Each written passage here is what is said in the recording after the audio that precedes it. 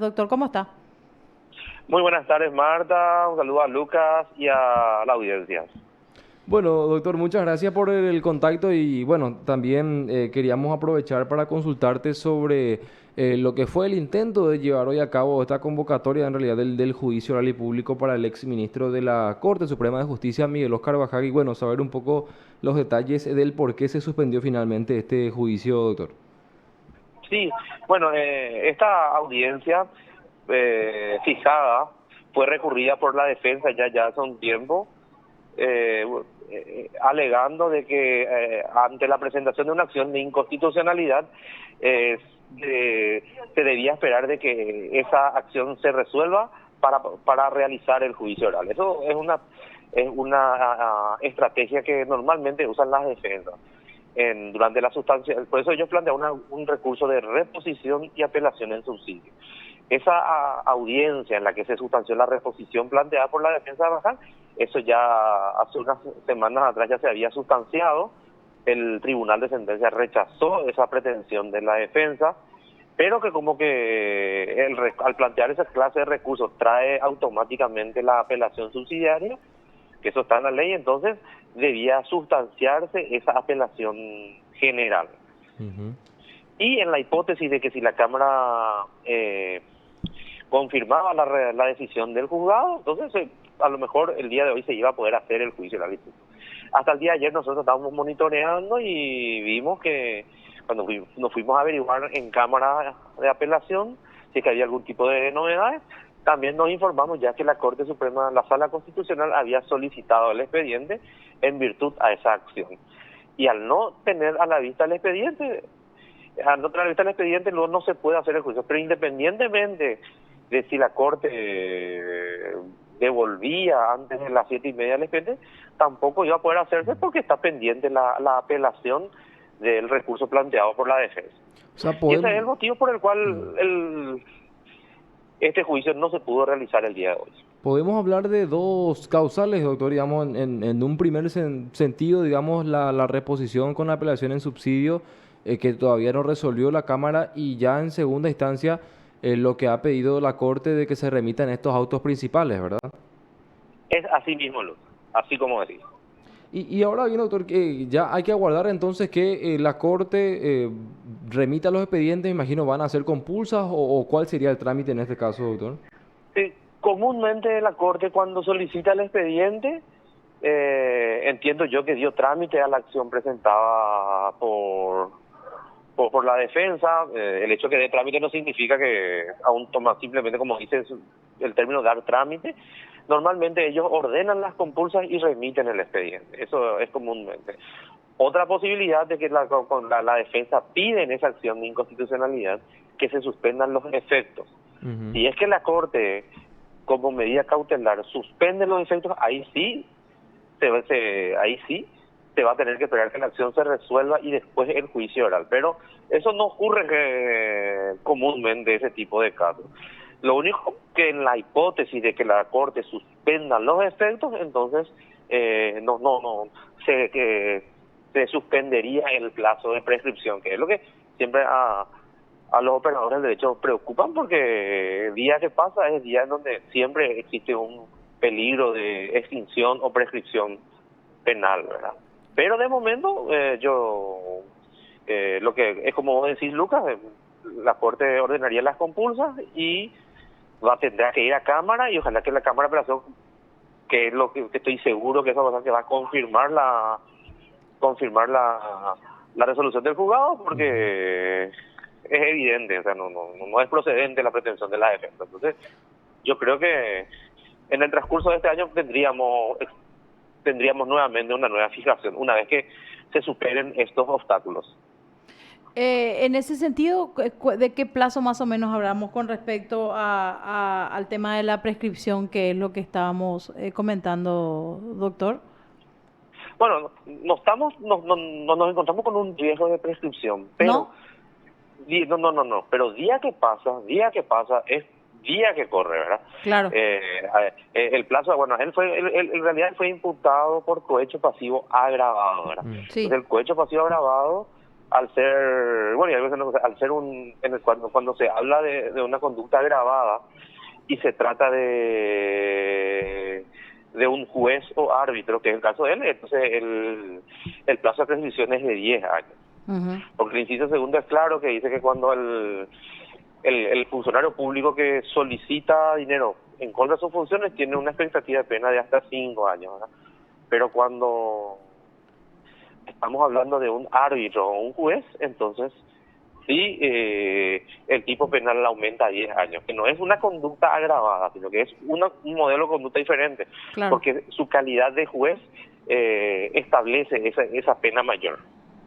Ahora, en cuanto a la otra posibilidad, doctor, de la extinción, aquí no, digamos, no ha corrido todavía ese plazo para que se dé la misma, o qué tal está en ese sentido el expediente. Bueno, ese tiene un plazo un poquito más alto, porque la extinción, pues, es según establece el 136 del Código Procesal Penal, que habla donde dice que se debe computar 4 años, o que el proceso debe terminar en 4 años a partir de la notificación del acta de imputación. Sí. Únicamente dice el artículo que cualquier incidente, cualquier apelación, suspende automáticamente y se vuelve a computar.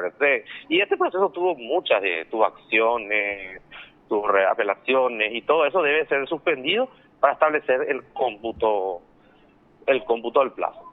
O sea, Realmente ya sí. ante estas acciones y como tal proceso, yo creo que el órgano jurídico nosotros también ya vamos a empezar a establecer ese tipo de cómputo. Pero lo cierto y lo concreto, doctor, entonces que este proceso ha tenido ya muchas suspensiones de los plazos, entonces. No. Lo que te dije es que este proceso tuvo, como a lo largo del proceso, tuvo muchas dilaciones, Ah, claro. recursos, incidentes Lo que se descuenta y después, todos ¿verdad? estos incidentes suspenden. Todo eso debe descontarse desde la notificación del acta de imputación hasta la fecha. Se deben descontar todos estos recursos. Ya, entonces queda ahora en manos de la Corte prácticamente apurar un poco el trámite de este caso, doctor, en el sentido de remitir el expediente principal y a partir de ahí pasar la pelota en términos futbolísticos, digamos, al Tribunal de Apelación para que destrabe el proceso. Así mismo, Lucas. Y para recordar un poco, doctor, el caso ya no es de hace demasiado tiempo, la imputación, tengo entendido, la plantearon en el 2018, ¿eso es correcto, verdad, doctor? Sí, realmente no tengo yo a la vista, podría ser. Ujú. 2018, 2019, no estoy recordando bien. Sí. En materia de plazos realmente no estamos muy lejos. Y bueno, y recordar por supuesto el hecho que motivó este proceso que guarda relación con Sí, el supuesto pedido de coima de al menos $50.000, concretamente por sí. parte del Bueno, exministro. sí, esto se inició a través de la denuncia de un apoderado de una firma denominada Cal Aro S.A., que tenía un litigio con una entidad del Estado, que era un proceso civil. Ese proceso civil ya tuvo una decisión en primera instancia, posteriormente la Cámara ya llegó a una decisión, y posteriormente esto fue en lo civil, sí, fue accionado ante la Sala Civil de la Corte Suprema de Justicia, en ese momento integrado por los doctores Raúl Torres Quince, César Garay y el doctor Miguel Carvajal, ¿verdad? Oscar Bajar. Bueno, y llega a conocimiento nuestro este apoderado, en donde él nos manifiesta que desde un principio se le había acercado un funcionario que invocaba el nombre del entonces ministro Oscar Bajar, pidiéndole la suma de aproximadamente 1.700 millones, que eso acarrearía 50.000, 1.700 millones acá a los efectos de arreglar ese juicio. Y ahí empezaron conversaciones, negociaciones, hasta que en un tiempo los representantes de Calaro se estaban dando cuenta que no iban a ser embaucados. Es ahí cuando ellos comunican esta situación ante el Ministerio Público.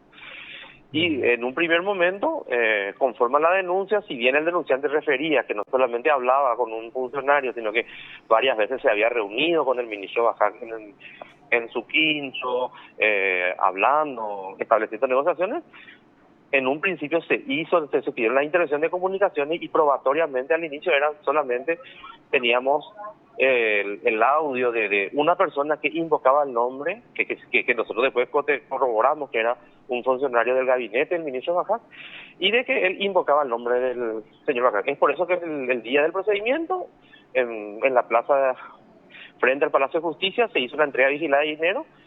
Primeramente se negoció una entrega de una cierta suma de dinero, eso todo fue autenticado, grabado, firmado con autorización judicial, y es ahí cuando en ese primer momento fue aprehendido en flagrancia el señor Rafael Ramírez Doldán. Luis Ramírez Roldán, ¿no puede ser? Sí, Luis Ramírez Doldán, sí. Y este señor, entonces, en un principio nosotros le imputamos a este señor y en ese momento no le imputamos todavía al señor Oscar Bajás. ¿Por qué? Porque si bien el denunciante manifiesta de momento todavía no era muy contundente, no teníamos muchos elementos de prueba, son más la declaración del denunciante, que al final en un proceso judicial iba a ser muy complicado la palabra de uno contra el otro, ¿verdad? Aunque nosotros tengamos, a lo mejor creamos en la palabra del denunciante. Pero de igual manera seguimos un tiempo, ¿verdad? Seguimos un tiempo y cotejamos más documentación, hicimos más diligencia y en donde a través de distintas pruebas como cruces de llamadas, testimonio de personas, en donde sí ¿cómo decirlo el tiempo? Se fortalecían lo que en un primer momento los denunciantes dijeron, de que el señor Bajás se había reunido con ellos y le había dado esa garantía de querer arreglar ese proceso judicial.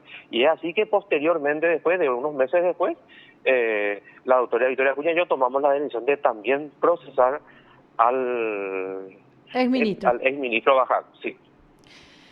Bueno, era importante repasar también un poquito todo eso, Lucas, que me imagino una vez que lleguemos a juicio también nuevamente vamos a volver a repasarlo, ya incluso con la ciudadanía, porque generalmente este tipo de procesos requieren del acompañamiento. Doctor, nosotros le agradecemos mucho la posibilidad de compartir toda esta información y vamos a estar atentos a la evolución de este proceso, por supuesto.